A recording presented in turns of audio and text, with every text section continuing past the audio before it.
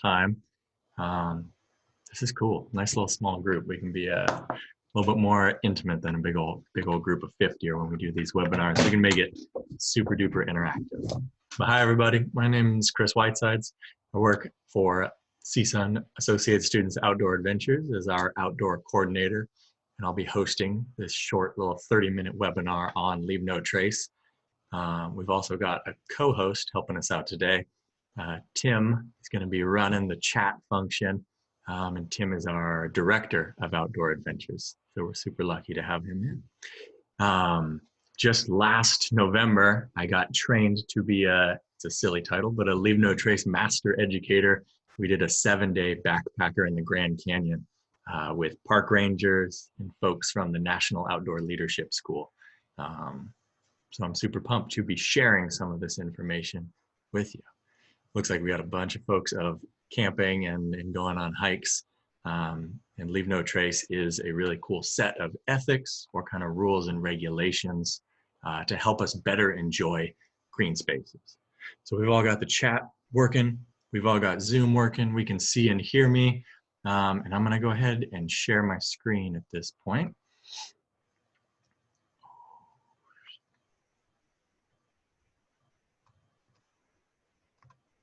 For our little PowerPoint. This definitely will not be me just lecturing at you for 30 minutes. We've got a bunch of slides with some questions, with some polls, and with some different fun tools of like annotating. We'll draw on a couple of the slides too.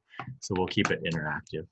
On this screen share, this one's a little different, but you should still be able to see my face. And if you don't mind just testing out opening the chat function, you should have a gray kind of control ribbon. It might be on the 3 dots of more, and then you can click chat to open up a floating chat box flying around. Another one, I believe, like the hotkeys, you can press on your keyboard Alt and H, and that should also open it up. Oh, jumping ahead. So please feel free to use that chat function to ask questions as we go. After our short little 15 slides, I'll definitely hang around at the end, as well as Tim, and we can unmute the mics, turn on the cameras, and have a little bit more pointed discussion if there's some aspects of Leave No Trace that you have questions on, or some specifics that you want to dive deep into. But with that being said, if there's no questions as of now, let's go ahead and get started.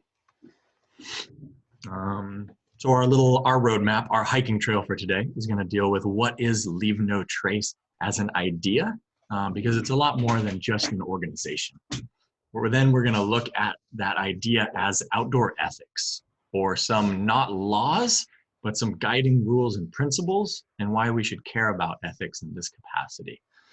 Those ethics will be motivated by this concept of authority of the resource, or the land, earth, and nature kind of dictating how we make up our rules. Finally, we'll look at a real quick history of Leave No Trace as an organization and some of the really cool stuff that we're doing before jumping into the true meat and potatoes, or these 7 guiding principles of Leave No Trace. I also forgot to mention that Zoom doesn't have any closed caption functionality, so I'll try and talk loud and clear, but we will upload this video by Friday, I think at the latest, with closed captions, if that's more helpful or more clear for you. So Leave No Trace, like we said, is a set of guiding principles for outdoor use. They are not written rules, they are not laws, they are not hard and fast, concrete, written down things that you must do, you have to follow. Instead, they are kind of these research-based, proven solutions with the protection of the natural world at their core. Right now in your day-to-day life, the way things usually work is there are legal restrictions or requirements for you to follow to be a member of society when interacting with people and other things. We can expand on that or try and get a little bit deeper, more collective of an understanding by starting to use the term ethics. You may have seen or heard of ethics like morals, but they're guiding principles that govern your behavior or how you interact with a person, a place, or thing based on something internal, less external, or less required of you. So a big thing about outdoor ethics, they are not laws, they are recommendations. And as recommendations and not laws, they exist on this spectrum. So some of the leave no trace ethics or principles you can strongly agree with, you can disagree with. At the end of the day, these are not written down, you must do X, Y, or Z.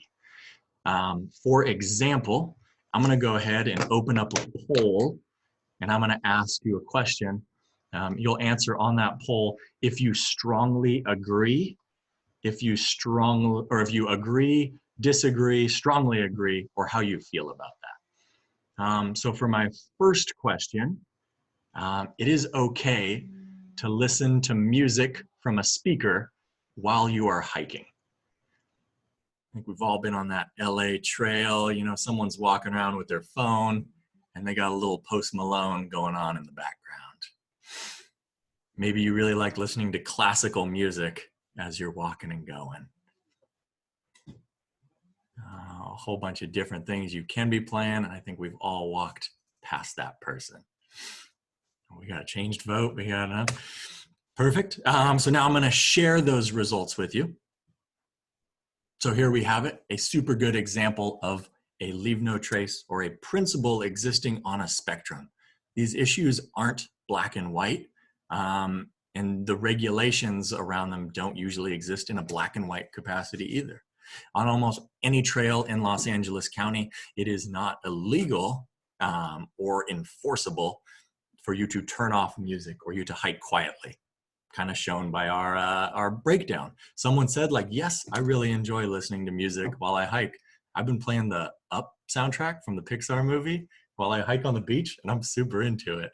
Other people, I hate it when someone walks by listening to something super loud. Let's try another one of those questions. The next one will be, it is okay to walk off trail. If you're hiking in Eaton Canyon near Pasadena, it's okay if you see a cool rock, something that you want to go check out. If you see a shortcut back to the parking lot, there's a million people on that trail, it's all right. Or maybe there's a little wash. There's a river that used to run, but it's dry, and you think it'd be cool to walk down there. Sick, that's 7-7. This is a really good one. We can share those results almost across the board. We've got folks that feel differently about these issues, and that's okay. Again, leave no trace is not a prescription. It's not saying you have to do X, Y, or Z. It's trying to explain why some choices might be better or worse, and just get people to think of the whole picture to it. We'll do a couple more of those questions. Oh, I shared that result, didn't I? Oh, good. I'll let you guys see that one more time. Perfect. Perfect. So we'll move on. So the idea that there is a choice that's better or worse for the environment and for other people comes from this concept or idea of authority of the resource, which is in straight dichotomy to authority of the agency. The authority of the agency is a policeman, a legislator, a congressman or woman, or a park ranger saying, hey, you have to do X or Y because I said so. That would be authority of the agency. Authority of the resource is saying the natural environment exists as a system and functions as a system under these kind of scientific principles. There's something more universal and more collective that's guiding a tree to getting nutrients, to dying, to rotting, to providing more nutrients, or the life cycle of animals who exist in that environment as well. With public land use increasing more and more, I mean, you can see in that state park system, we have almost 800 million users in state parks, which is crazy. And that's cool because that's also people from super diverse backgrounds. What going to the park means for different people. Sometimes that's having a, your child's birthday party and inviting 20 people to the park. Sometimes that is playing music loud during that party. Sometimes that is cooking over an open fire. So those cultural components come in to how we use green space or outdoor spaces. But at the end of the day, we're trying to focus more and more on what does the resource, what does the green space need as far as a management strategy to kind of exist and continue to exist in perpetuating itself. What is the best way for nature to sustain itself? And that's probably how we should build our ethics. The history of Leave No Trace as an organization is steeped in the history of just land management in the United States.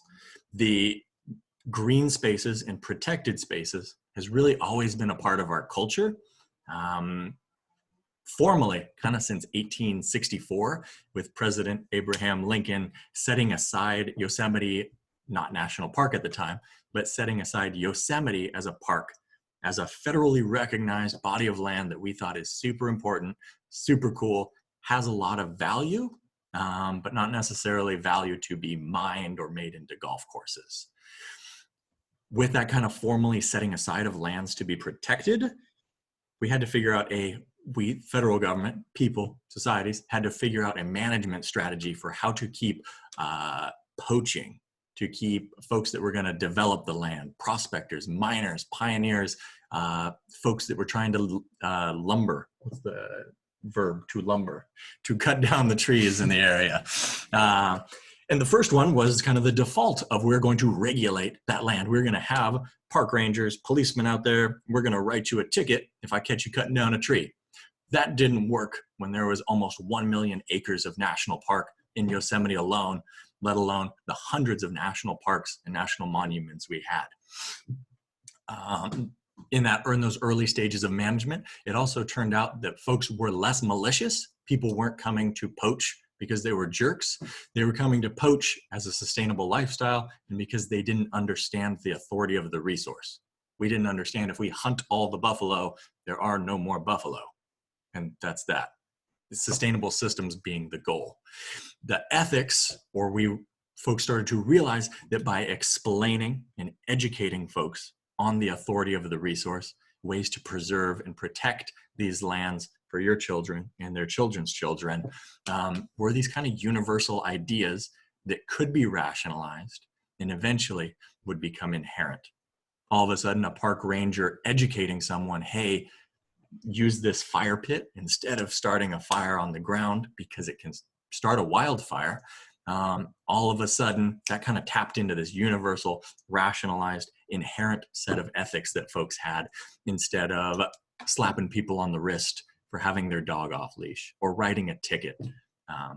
So the entire National Park Service and a lot of other park land management agencies have adopted Leave No Trace's concept of educating the public on how to use these spaces instead of regulating or having policemen and rangers circling and writing tickets more and more. So Leave No Trace, with education at its heart, was kind of tasked with how do you make a curriculum that's super duper condensed, super tidy, that people can understand and then unpack. They came up with Leave No Trace's 7 principles. I've already been talking enough. So let's learn our 7 principles immediately by using our hands. We're just going to count 1 through 7 on our hands. Number 1, if you can do this with me if you want. Don't feel like you have to, but I promise it'll stick in your head. This is how I taught way too many little kids in Rocky Mountain National Park. Number 1 is plan and prepare ahead. Like your finger's a little pencil as you write down what the weather's going to be like, maybe your packing list, what the local rules and regulations are as you go. Number 2, we are always going to, as a little person walking, we are going to travel and camp like a tent on durable surfaces. Things like rocks, trails, not meadows, not stuff like that. I'm going into little kid mode. We don't walk on ducks. Little kids love that. Number 4, I switch it up. Oh, excuse me, number 3. Number 3 is if you're backpacking, you dispose of waste, like a little shovel. You dispose of waste properly because you bury your poop. If we're just hiking in LA, we do a 3, like a sign language 3, and we dispose of waste properly like a claw, picking it up and putting it where it needs to go. Number 4, I switched this one up because number 4 is use fire responsibly. You can even make a cool little fire sound to remind you of that. Number 5 is stop. Take only pictures and leave what you find for other folks to enjoy it. So 5 is our big hard stop. Number 6 gets fun again. I gotta find my camera. Number 6 is respect wildlife. Wildlife can be big stuff like deer, antelope, elk, things with antlers, or it can be little stuff like bugs and antenna, or even like a little sprout of a tree. So number 6, respect wildlife. And number 7, be considerate of other people. Say, hey, what's up? Peace, as you're hiking on the trail. One more time. Number 1, plan and prepare ahead. Number 2, camp and hike on durable surfaces. Number 3, dispose of waste properly. Number 4, I'll move them around a little bit, but we're gonna use fire responsibly. Number 5, stop, leave what you find. Number 6, respect wildlife. And number 7, be considerate of other people. Say, hey, what's up when you're out there? Let's do a little bit more of a deep dive into that than just talking about them. So the first one, number 1, is plan and prepare ahead. Proper planning prevents poor performance, the 5 P's of any outdoor activity.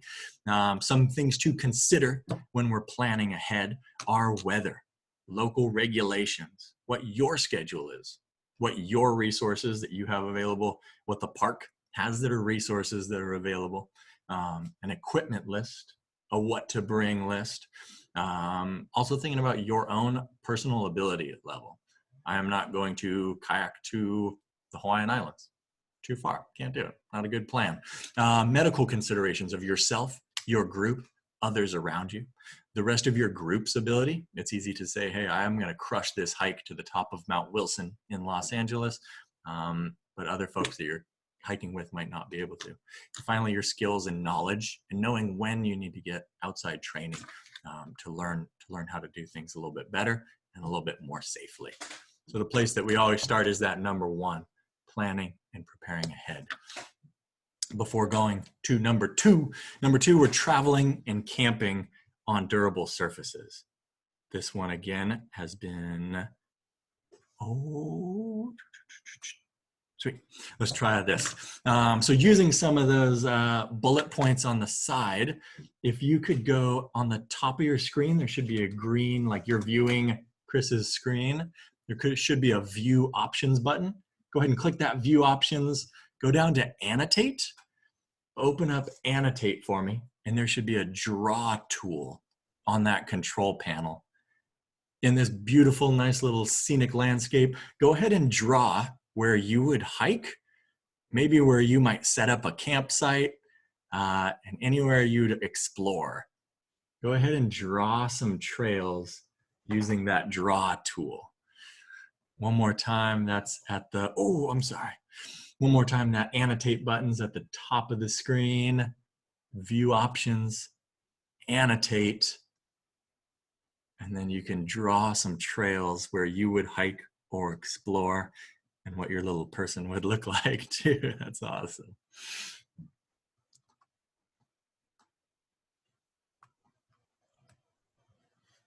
Perfect. We might have some people going on that rocky scree over there on the left. We've got a lot of folks following that water line. That's a really tidy blue trail. You can plan the next national park. We've got we've got a nice little campfire with purple rocks. How cool, how interesting. But we have I think it's 10 people in here, including me, and we're already getting a little bit crowded down in this meadow. So with traveling and camping on durable surfaces, feel free to keep building your cabin up right in the base of the valley. That's like out of the west, but it's awesome. With camping and traveling on durable surfaces, we always want to use existing features, whether that's an existing campground or an existing trail, so that we don't have this situation of us making 7 different trails all throughout the area. Another big one as we get more into backpacking and into more wilderness spaces is making sure that we're camping at least 200 feet away from lakes and streams. I can never remember 200 feet, so it's easier for me to remember 70 steps away. So our little red campground is pretty tidy, pretty far away in that situation. We're using designated fire pits. We can also see that setting up a camp in the middle of a meadow or a relatively non-durable surface is going to be way more high impact than, say, our brown, our tan person camping over on the scree or on those rocks or in that durable area. Cool. I'm going to take off these annotations and we will go on to the next. Oh, they're still there. Sorry, let me clean those up for us. Perfect. All right, we're on to number 3, dispose of waste properly. And just the biggest idea that Leave No Trace is trying to teach us is to pack it in and pack it out. Anything that comes with us is coming back out. Even if that's our biodegradable orange peel that a lot of folks think, oh, an apple core can biodegrade. It's okay if I toss it out the window. An apple's usually not in a native species to a lot of California, let alone a high Sierra, an alpine environment. Animals could eat that. It could seed and introduce invasive species or invasive diseases to some of our animals. Over on the right-hand side is just how long, which is crazy, some of this stuff lasts just out in the environment on its own. The sun is not a super good decomposer for things like aluminum cans. So next time you see that water bottle along the side of the trail, just know that that's there for a long time unless someone comes and disposes of it properly. On to number 4, leave what you find. Go ahead and open up that chat box for me. No, let's actually do the poll. I'm going to relaunch the poll with the question of a kid is walking on a beach. Heck, it can be an adult for that matter. They find a seashell, a really cool sand dollar, like a perfect one. Is it okay to pick up and take that seashell or sand dollar home and keep it forever and always? A nice souvenir of what you found. So I agree that that is okay. I disagree that that's okay. Neutral, don't know, don't really care. We'll do 2 more minutes up there. All right, let's go ahead and share those results. Perfect. So a lot of people said this was 100%. This is okay. Yeah, I'm fine with that. And if this creates a responsible green space user, a steward, someone that loves the ocean, Leave No Trace is super cool with us doing it. We have to remember, though, that the reality of the nature is 1,000 people following that kid are doing the exact same thing. So if the gentleman pulls over on the side of the road to pee, if you pick up a shell, if you take a molted deer antler, picture a line of 1,000 people behind you, or shoot, maybe 800 million, because that's the reality of the situation. So we're cognizant and trying to leave what we find. Take only pictures, leave only footprints. Another super relevant one with California is trying to minimize our campfire impacts. Please, please, please know the local regulations because they change super frequently as our management strategies change for these. Another big one that folks are starting to perpetuate is buy it where you burn it or burn it where you buy it. Please don't take wood from Los Angeles with you to, please don't take wood. Please don't take wood with you from Los Angeles to Yosemite, as you might introduce new invasive species or diseases again. And we're always putting our fires completely out before we leave them. And by putting it out means you should be able to stick a hand in that fire pit and nothing bad will happen. Number 6, that fun one for the little kids to do, respecting wildlife. Wildlife is not just big animals like bear and deer when we're in these parks or these green spaces, but also it's insects, it's birds. It's flora and fauna, plants and animals, which it's easy to, I feel like people are more likely inclined to forget that plants and trees deserve just as much as respect as we do. So there are different rules and regulations to each place you go, including distances that you're supposed to stay. We're definitely not feeding animals or kind of making them used to or reliant on human behavior. And we're trying to keep things wild in general. The last one, number 7, be considerate of other people. We've got a bunch of different pictures back to how Leave No Trace exists on that spectrum, and there's not one written way of doing things, but the clothesline is one of my favorite ones, and it represents one of the more crazier? No, intense versions of Leave No Trace where color pollution is a thing. If that dude with the boom box is kind of perpetuating noise pollution or changing other people's way that they experience the park for better or for worse, color pollution is also an argument by some of the more hardcore folks that are going out into these spaces. If you go out with neon bright colors, that may be affecting someone's way that they enjoy the park. Not a rule, not a law. No one will ever write you a ticket for wearing too much bright orange, which Tim usually does, but it will affect people's experience a little differently. People also go with horses, or there's different ways, again, different cultural ways, different recreational ways of experiencing using these parks by ATV, by boat, by horse, by burro, by walking. And we're just trying to find a way for everyone to kind of cohabitate and be considerate of each other. So there you have it, the 7 Leave No Trace principles, quick and dirty style. One more time for those back home. If you got kids, nephew, and you want to teach them yourself next time you're out, a fun way. Number 1, plan and prepare ahead with your little finger writing down. Number 2, camping and traveling on durable surfaces. Number 3, disposing of waste properly. Number 4, minimizing campfire impacts. Number 5, stop.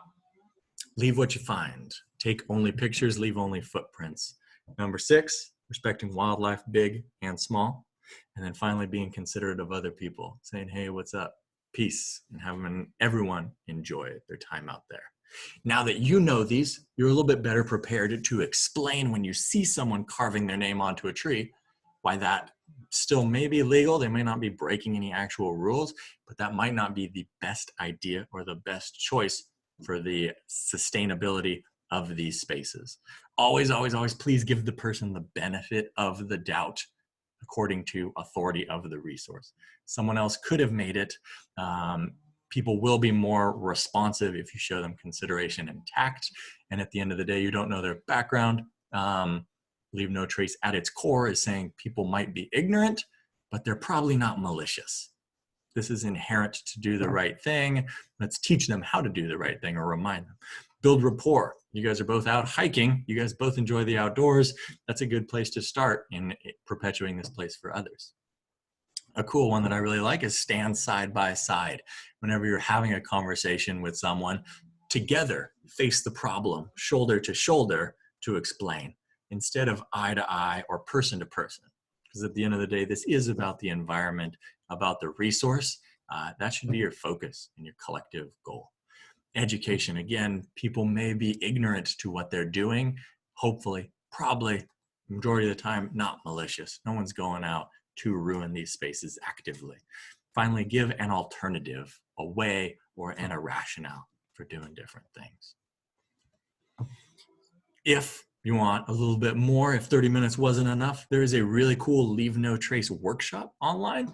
Super short, super sweet, super interactive, where you can take that just in your browser, Google Chrome, whatever it is, type through, and you even get a little certificate for your resume, for your wall, for your office, you can hang up after that.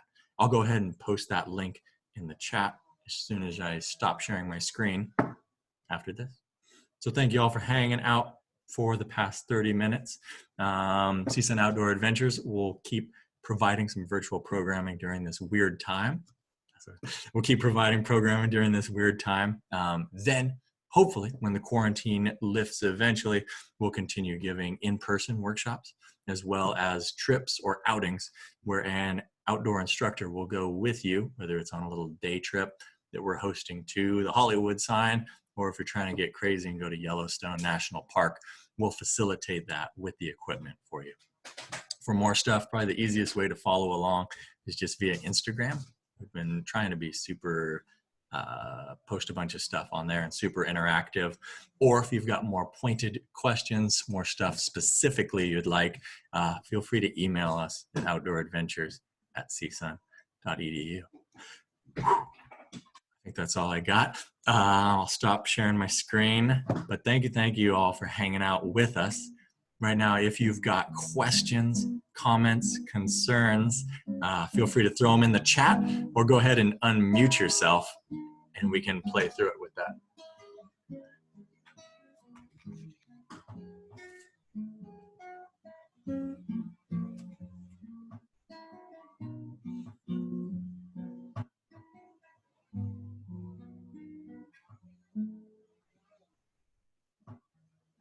Cool. Thank you, Tim, for putting that leavenotrace.org section in there. I'll also throw the CSUN Outdoor Adventures link in there to see some of the stuff as it comes up.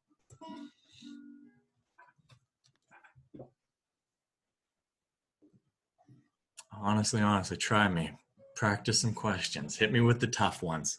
Can you share the link to the workshop, please? Yeah, let's get that specific one for you, Leslie.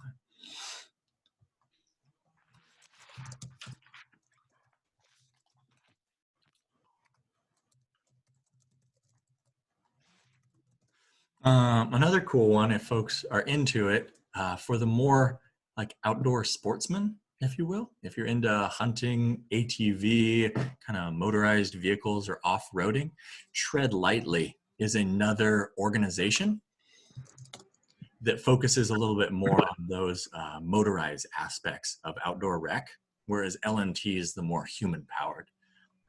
Both super cool, both kind of sharing the same mission and the same way of going about things, but just from a different angle.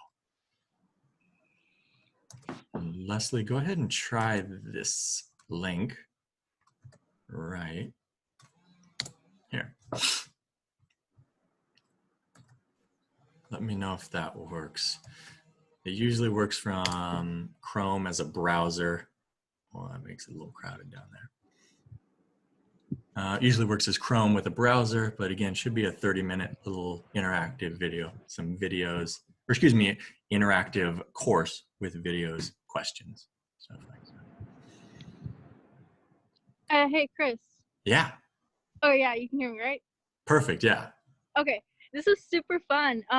So I was wondering, could you like tell me the 7 like hand thingies again? Yeah. 100%. Yeah, these are super Okay. good. I like these. Number 1, plan and prepare ahead. Plan and prepare ahead. Okay. Number 2, camp and travel on durable surfaces, or like a little tent. Number 3, dispose of waste properly. Dispose of waste properly. Okay. Yeah, that's for our front country, or like our hikes in LA. We'll call those front country. For our back country stuff, you use that trowel, that little shovel. Okay, yeah. To make a hole to poop in. Number 4 is that fire. Minimize campfire impacts. You gotta really make this sound too. That kicks it up. Number 5, stop. Leave what you find. Leave what you find. Take only pictures, leave only footprints. Number 6, that's not 6, this is 6. Respect all wildlife. Respect all wildlife. That's flora and fauna. That's plants and animals. Bugs, birds, everything has a home out there. And finally, number 7, say, hey, what's up? Peace. Be considerate of other visitors that you see hanging out. Cool. Yeah, so those are good ones. And then each of those, I mean, I can't stress this enough, each of these kind of principles of Leave No Trace does have the 10-page resource manual on each one if you truly want to do a deep dive into each. These are just little ways of thinking, again, about those issues that exist on a spectrum and what might be the most responsible way of enjoying the resource. Because like those polls showed, it's okay for us to have different opinions on some of this stuff, as long as we're kind of in line with the authority of the resource. What's been your favorite adventure that you've been on? We do, Outdoor Adventures does a 4-day canoeing trip up the Colorado River to the base of the Hoover Dam. And there's hot springs, there's cliff jumping, there's crazy cold water, but you can snorkel in it. And it's just a beautiful spot just below the Grand Canyon, below the Hoover Dam. It's a really, really cool setup. And I'll send a link. That one's called the Black Canyon. Lake Mead National Recreation Area. So neat. But then just back in LA, doing Mount Baldy is a super fun little day trip for creeping up to a peak that's, shoot, I think like 10,000 feet of elevation. It's a really good, like, full day hike. Good question. What's yours, Olivia? I used to go hiking all the time when I was little with my friend, Laura. And I go camping with my friend, or with my family. I've always wanted to go skydiving, so I think that would probably be one of them. But ultimate low impact as far as the falling through the air. Maybe not the plane, but yeah, I tried canoeing once, but I was like really little, and I just remember all the water like splashing on my face, and I was like really cold, and I was like, oh, not my thing. maybe try to give it another try. Oh yeah, no, for sure. You're probably tall. Yeah. The water won't splash as high up. Yeah, my mom was the one paddling. Yeah, nice. Yeah. Yeah. Circle back. Other questions from folks. Try me.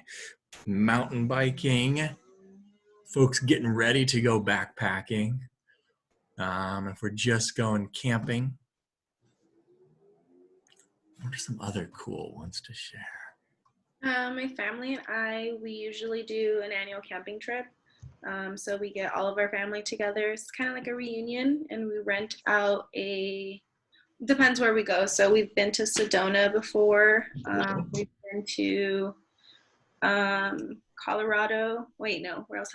Yeah, I think we've been to Sedona. We've been to Colorado. A few other places, but it's really cool. We go for about a week, but we do like ultimate camping, like ultimate, like not in an RV. We put out like an actual tent, because when people say they go camping and they go in an RV, I don't consider that camping. It counts. There's different ways of experiencing it. But yeah. Nice. And that's you said Sedona in Colorado. That's awesome.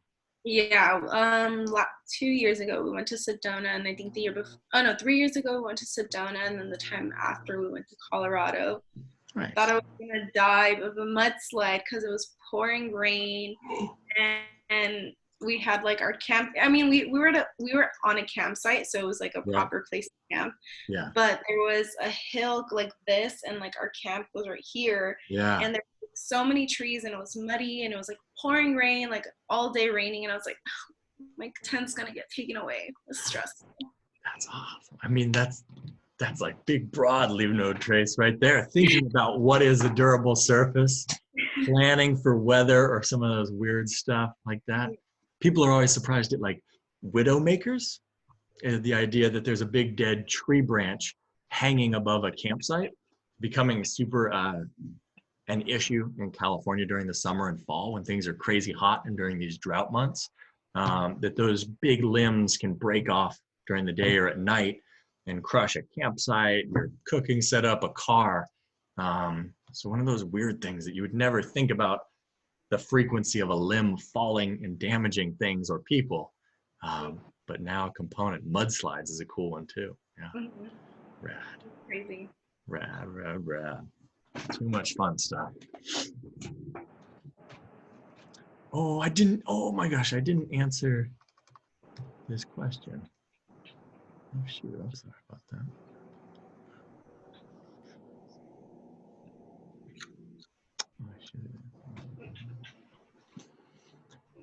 Cool. Well, it is 1:40. Unless you guys have other questions, I'll do a big awkward pause for us. No? Good? Cool. Well, honestly, thank you. I appreciate you joining us and hanging out for a little bit, learning something new. Our next event is going to be, we're going to a virtual tour of Yellowstone National Park next Thursday, the 23rd.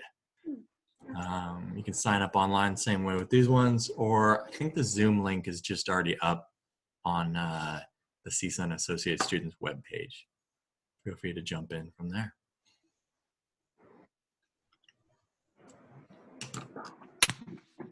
Cool. Sounds good. Yeah. Thank you all for joining, and have a good rest of your day. Bye. You too. Bye. Bye-bye.